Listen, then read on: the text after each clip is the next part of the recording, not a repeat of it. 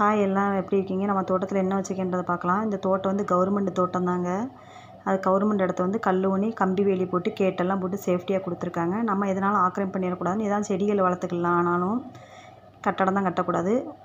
வாழைக்கிழங்கு 3 கிழங்கு ஊனி வச்சேன், நல்லா வளர்ந்து வந்திருக்குது. இது வந்து கறி சுண்டைக்காங்க, கசப்பு தன்மையே இருக்காது. நல்லா கறி மாதிரி கூட்டு மாதிரி வச்சா நல்லா டேஸ்ட்டாக இருக்கும்.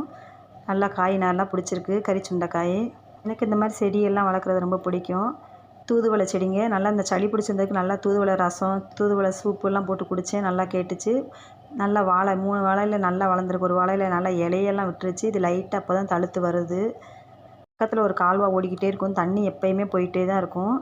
தண்ணி பிரச்சனை இல்லை, நல்லா குளு குளுன்னு இருக்கும் இந்த இடமேவும். இது வீட்டு பக்கத்துலேயும் செம்பருத்தி, மிளகாய் செடி, மருதாணி விதையெல்லாம் போட்டு நல்லா குட்டி குட்டி கண்ணாக முளைச்சி வந்திருக்கு. சீத்தாப்பழ கன்று வச்சு அதுவுமே நல்லா வளர்ந்து வருது. காக்கட்டான் பூங்க, வாசனை இல்லாத பூ. இது சீசனில் பூக்கும். இப்போ நிறையா பூக்க ஆரம்பிச்சிருக்கு. கத்தாழையுமே நல்லா வளர்ந்துருக்கு.